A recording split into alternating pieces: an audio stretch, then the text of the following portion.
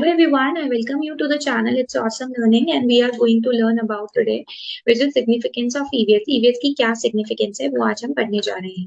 तो सबसे पहली significance जो रहेगी that is the holistic development. बच्चे की क्या हो रही है? Overall development हो रही है। क्या हो रही है?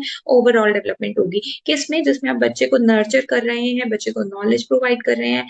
EVS के थ्रू उसका attitude अच्छा होना चाहिए, नेचर को कंजर्व करने वाला attitude होना चाहिए, राइट? और it helps in the developing a sense of responsibility.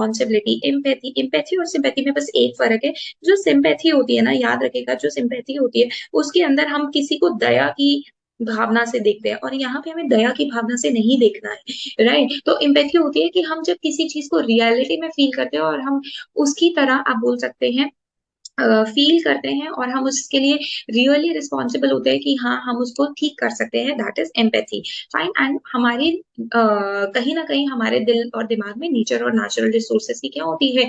Respect होती है। So basically significance of EVS के अंदर हम होलिस्टिक डेवलपमेंट सीखते हैं, राइट? ओवरऑल डेवलपमेंट सीखते हैं, आप बोल सकते हैं, राइट? नेक्स्ट आता है एनवायरमेंट अवेयरनेस। एनवायरमेंट की अवेयरनेस, जागरूकता बच्चों को देते हैं। ईवीएस एक क्रूशियल रोल प्ले करता है, राइट? जिसके अंदर हम बच्चे को लोकल प्रॉब्लम्स जो हैं या ग्लोबल प्रॉब्लम्स जो हैं उनके बारे में बताते हैं, उस नॉलेज को इक्विप कराते हैं, जैसे कि पॉल्यूशन क्यों बढ़ रहा है, डिफॉरेस्टेशन क्यों हो रहा है, क्लाइमेटिक चेंजेस क्यों आ रहे हैं, रिसोर्स खत्म क्यों होते जा रहे हैं, ठीक है, जैसे पानी है, राइट? आपकी सोलर एनर्जी को किस तरीके से बचा सकते हैं या किस तरीके से यूज कर सकते हैं to become a responsible and conscious citizen. हम ये सब क्या करते हैं, इन सब चीजों के बारे में ईवीएस के अंदर बताते हैं। इसीलिए ईवीएस का एक तरीके से आप बोल सकते हैं मेन रोल है, राइट?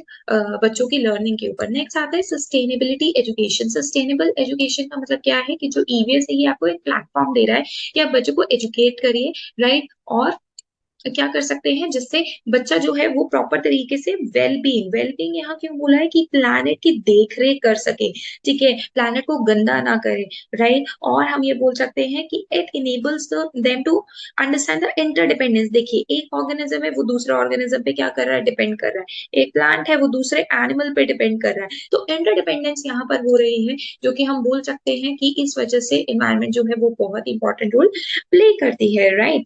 इसके साथ साथ आप ये बता सकते हैं कि promoting the adoption of sustainability lifestyles and behaviour. कौन कौन से ऐसे चेंजेस हैं या कौन कौन से ऐसे लाइफस्टाइल हैं वो हम बदल सकते हैं जिससे कि हमारे इन्वायरमेंट को क्या ना हो, हानि ना पहुंचे, right? So this is the another significance of EVS, right? So the next significance is interdisciplinary learning.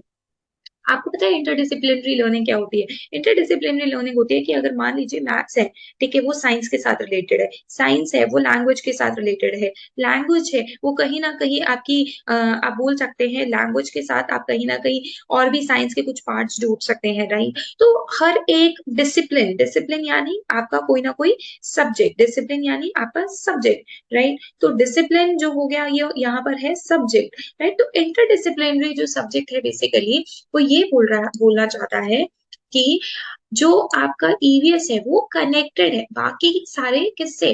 Discipline से, बाकी सारे सब्जेक्ट से, जैसे science, social science, geography, ecology.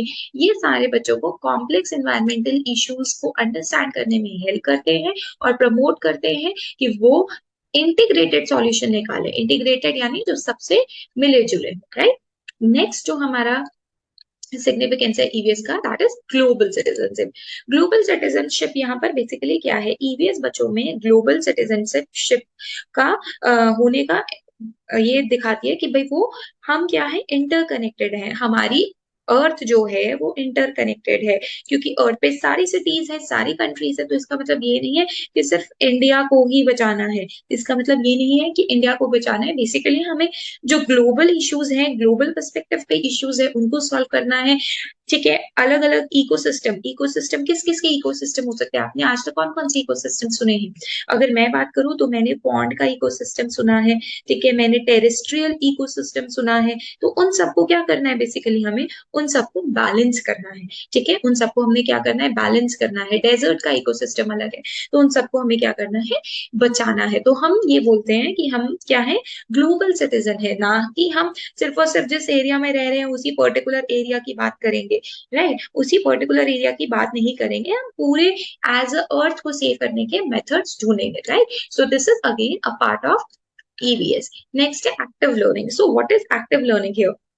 देखिए ईवीएस में इम्फेसाइज करती है कि आप एक्सपीरियंशियल लर्निंग करें, ठीक है, कुछ ना कुछ हैंड्स ऑन एक्सपीरियंसेस करें, एक्टिव लर्निंग करें जिसमें आपके एक्सपेरिमेंट्स आ जाते हैं, प्रोजेक्ट वर्क आ जाते हैं। इससे बच्चे की क्यूरोसिटी क्या होती है, बढ़ती है, बढ़ावा देती है, और क्रिटिकल थिंकिंग इंक्रीज होती है, प्रॉब्लम सॉल्विंग इंक्रीज होती है, और बच्चे डिसीजन भी बना सकते हैं, राइट? तो इसीलिए जो ईवीएस है वो बहुत ही इंपॉर्टेंट रोल आपका प्ले करती है, जो एक क्रूशियल एज रहती है आपकी 3rd to 5th क्लास के बच्चों के लिए।